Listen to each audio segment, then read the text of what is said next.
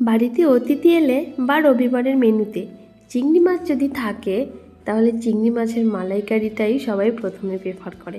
বাঙালি বাড়িতে চিংড়ি মাছের মালাইকারিটা একটা ভীষণ পপুলার রেসিপি। ছোট থেকে বড় সবাই কিন্তু ভীষণ পছন্দ করে। এটা অনেকেই অনেকভাবে বানিয়ে থাকে। আমি যেভাবে তৈরি করি সেটাই তোমাদের সঙ্গে আজ শেয়ার করলাম। তো প্রথমেই তার জন্য নারকেলের দুধটা করে নেব। মিক্সিং বাটিতে নারকেলটা নিয়ে একটুখানি জল অ্যাড করে সামান্য একটুখানি ঘুরিয়ে নেব। খুব বেশি সময় ব্লেন্ড করা দরকার নেই। এবারে একটা পাতলা কাপড়ের মধ্যে পেস্টটা ঢেলে দিয়ে ভালো করে চেপে চেপে নারকেলের দুধটা বার করে নেব।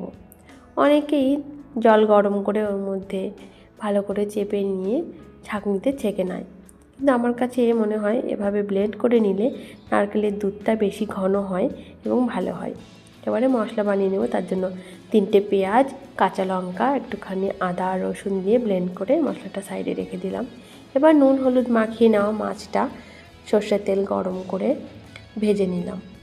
চিংড়ি মাছ কিন্তু খুব বেশি সময় ধরে ভাজার দরকার নেই, হালকা করে এপিট ওপিট একটু কালার এলেই তুলে নিলে হয়ে যাবে। এবারে ওই তেলেই গোটা গরম মশলা আর শাহি জিরে ফোড়ন দিয়ে ব্লেন্ড করে নেওয়া মশলাটা অ্যাড করে দিলাম। হালকা নেড়ে চেড়ে নিয়ে বাটিটা ধুয়ে একটু জল দিয়ে দিলাম যাতে গুঁড়ো মশলাগুলো পুড়ে না যায়। এবারে ধনে গুঁড়ো, জিরে গুঁড়ো, কাশ্মীরি লঙ্কার গুঁড়ো, হলুদ গুঁড়ো, লবণ আর সামান্য পরিমাণ চিনি দিয়ে ভালো মতো ঢাকা দিয়ে মশলাটা কষিয়ে নেব যতক্ষণ না পর্যন্ত মশলা থেকে সম্পূর্ণ জলটা শুকিয়ে তেল ছেড়ে আসবে। এবারে মশলা কষানো হয়ে গেছে, অ্যাড করে দিলাম দুধটা দিয়ে যখন দুধটা ফুটে আসবে হালকা নাড়াচাড়া করে দিয়ে তারপরে মাছ অ্যাড করে হালকা হাতে একটু নাড়াচাড়া করে নিয়ে ঢাকা দিয়ে রান্না করতে হবে 5 মিনিট। এর থেকে বেশি সময় দরকার নেই, চিংড়ি মাছ অতিরিক্ত ফোটালে শক্ত হয়ে যায়। তাই 5 মিনিট পর ঢাকা খুলে এরকমভাবে যখন গ্রেভিটা ঘন হয়ে আসবে তখনই বুঝবে রান্নাটা কমপ্লিট হয়ে গেছে। এবারে একটুখানি ঘি আর গরম মশলা অ্যাড করে নিয়ে মিশিয়ে নিলেই তৈরি আমাদের চিংড়ি মাছের মালাইকারি।